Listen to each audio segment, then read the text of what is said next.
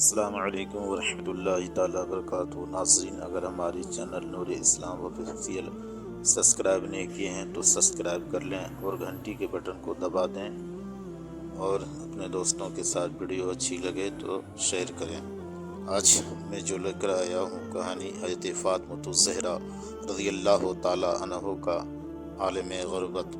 حضرت عمران بن حسین رضی اللہ تعالیٰ عنہ سے مروی ہے کہ حضور صلی اللہ علیہ وسلم سے حسن ظن رکھتے تھے۔ ایک مرتبہ حضور اکرم صلی اللہ علیہ وسلم نے فرمایا، اے عمران، تمہارا میرے نزدیک ایک خاص مقام ہے، کیا تم میری بیٹی فاطمہ رضی اللہ عنہا کی عیادت کو چلو گے؟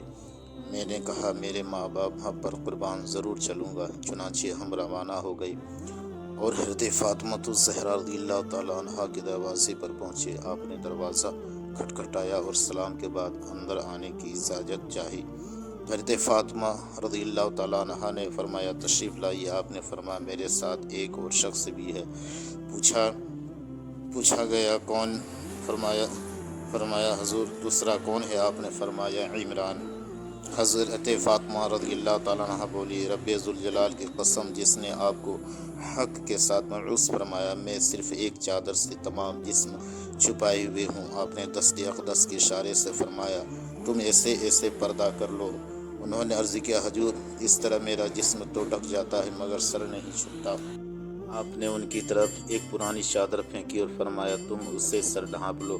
اس کے بعد آپ گھر میں داخل ہوئے اور سلام کے بعد پوچھا، بیٹی کیسی ہو؟ حضرت فاطمہ رضی اللہ تعالیٰ عنہا نے عرض کیا، حضور، مجھے دوہری تکلیف ہے، ایک بیماری کی تکلیف اور دوسرے بھوک کی تکلیف۔ میرے پاس ایسی کوئی چیز نہیں ہے جسے کھا کر بھوک مٹا سکوں۔ رسول پاک صلی اللہ علیہ وسلم یہ سن کر اشک بار ہو گئے اور فرمایا، بیٹی گھبراؤ نہیں، رب کی قسم، میرا رب کے ہاں تم سے زیادہ مرتبہ ہے، مگر میں نے 3 دن سے کچھ نہیں کھایا۔ میں اللہ تعالیٰ سے مانگوں تو مجھے ضرور کھلائے، مگر میں نے دنیا پر آخرت کو ترجیح دی ہے۔ پھر آپ نے حضرت فاطمہ رضی اللہ تعالیٰ عنہ کے کندھے پر ہاتھ رکھ کر فرمایا، خوش ہو جا، تم جنتی عورتوں کی سردار ہو۔